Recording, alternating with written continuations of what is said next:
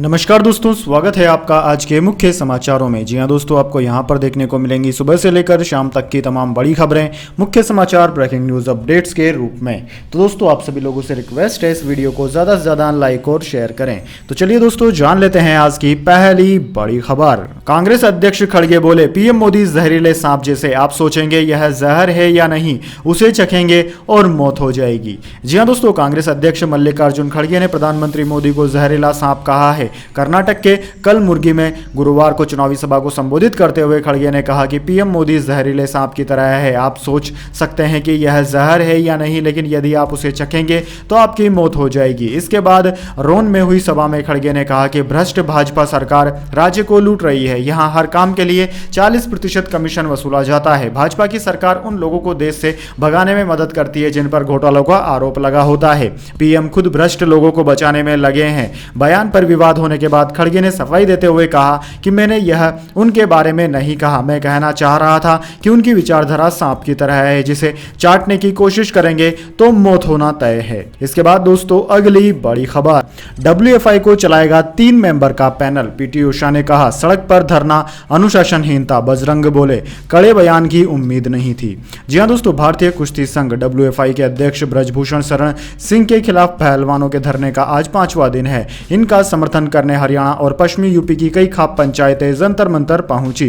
पहलवानों का पक्ष लेते हुए पंचायतों ने ब्रजभूषण सिंह के खिलाफ तुरंत FIR दर्ज कर उन्हें गिरफ्तार करने की मांग की। इसी बीच भारतीय ओलंपिक संघ IOA की अध्यक्ष पीटी उषा ने कहा कि पहलवानों का सड़कों पर प्रदर्शन करना अनुशासनहीनता है। इससे भारत की छवि खराब हो रही है। IOA ने पूर्व निशानेबाज सुमा सुरूर, वुशु एसोसिएशन ऑफ इंडिया के अध्यक्ष भूपेंद्र सिंह बाजवा को WFI चलाने के लिए 3 सदस्यीय एड हॉक पैनल में शामिल किया है। तीसरा मेंबर हाईकोर्ट के रिटायर्ड जज होंगे। इनका नाम अभी तय नहीं है। दोस्तों, पीटी उषा के बयान पर पहलवान बजरंग पूनिया ने कहा कि उनसे इतने कड़े बयान की उम्मीद नहीं थी।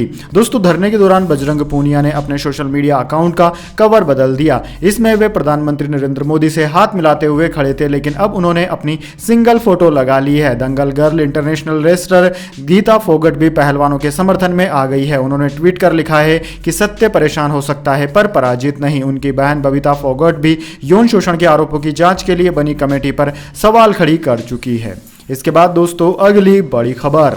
मनीष सिसोदिया की न्यायिक हिरासत 12 मई तक बढ़ी। दिल्ली आबकारी नीति केस में लोकल कोर्ट का फैसला। जमानत पर हाई कोर्ट में सुनवाई है जारी। जी हां दोस्तों, दिल्ली की राउज एवेन्यू कोर्ट ने आबकारी नीति मामले में आम आदमी पार्टी नेता और दिल्ली के पूर्व डिप्टी CM मनीष सिसोदिया की न्यायिक हिरासत 12 मई तक बढ़ा दी है। केस की जांच CBI कर रही है। वहीं CBI केस में जमानत को लेकर दिल्ली हाई कोर्ट सुनवाई के दौरान बेंच ने CBI से कहा कि अगर आपके पास वो सबूत हैं जिन पर आपको भरोसा है तो हमें भी दिखाइए। दरअसल दोस्तों, दिल्ली के पूर्व उप मुख्यमंत्री मनीष सिसोदिया की जमानत याचिका पर दिल्ली की रावज एवेन्यू कोर्ट ने फैसला 28 अप्रैल तक टाल दिया। ED केस में कोर्ट ने 18 अप्रैल को फैसला सुरक्षित रख लिया था। इसके पहले CBI ने पहली बार अपनी चार्जशीट में मनीष सिसोदिया का नाम आरोपी के तौर पर कोर्ट में पेश किया। CBI ने मंगलवार को ही रावज एवेन्यू कोर्ट में चार्जशीट दाखिल की है। सिसोदिया के अलावा जांच एजेंसी की चार्जशीट में हैदराबाद के CA बुच्ची बाबू गोरंटला, अर्जुन पांडे और अमनदीप सिंह डल का भी नाम आरोपी के रूप में शामिल किया गया है। इसके बाद दोस्तों, अगली बड़ी खबर। टेस्ट में फेल हुई 48 दवाएं। हार्ट, डायबिटीज की दवाओं से लेकर टूथपेस्ट तक हैं शामिल।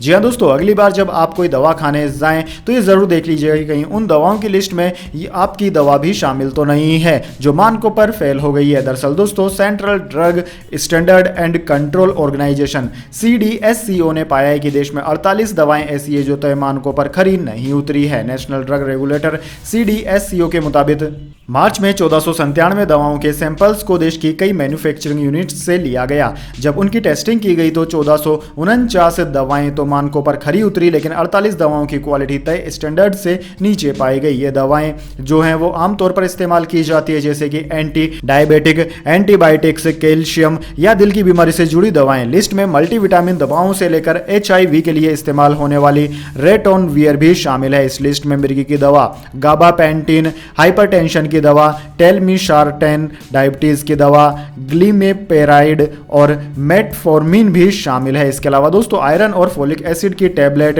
प्रायोबोटिक्स, कई मल्टीविटामिन की गोलियां जो इस लिस्ट में है उनमें vitamin C, vitamin B12, folic acid, एमिनोक्सिल, कैल्शियम और विटामिन D3 की टैबलेट भी शामिल है। इसके अलावा दोस्तों इस लिस्ट में मिसवाक टूथपेस्ट का नाम भी शामिल है।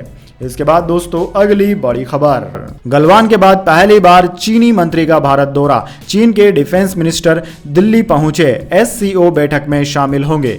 जी हां दोस्तों, चीन के defence minister general Li Shangfu Shanghai सहयोग संगठन SCO के रक्षा मंत्रियों की बैठक में भाग लेने के लिए दिल्ली पहुंच गए हैं। ये बैठक 28 अप्रैल से होगी। इसके पहले आज जनरल ली शांगफू भारत के रक्षा मंत्री राजनाथ सिंह से मुलाकात करेंगे। दोनों नेताओं के बीच बाइलेटरल रिलेशंस पर चर्चा होगी। दरअसल दोस्तों 2020 में भारत चीन के बीच हुई झड़प के बाद यह किसी भी चीनी मंत्री की पहली भारत यात्रा है।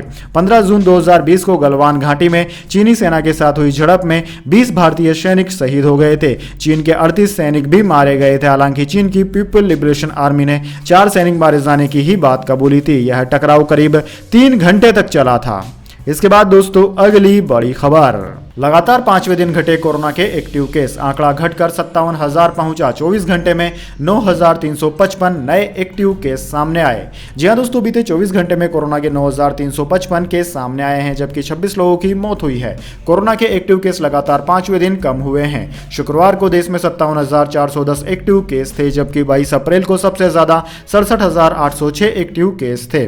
दोस्तों 10 दिन बाद एक्टिव केस 60,000 से कम हुए हैं। 16 अप्रैल को देश में 60,313 लोगों का इलाज चल रहा था, जिसके बाद यह आंकड़ा बढ़ता चला गया। नए केस में कमी और ज्यादातर लोगों के ठीक होने के चलते एक्टिव केस कम हो रहे हैं।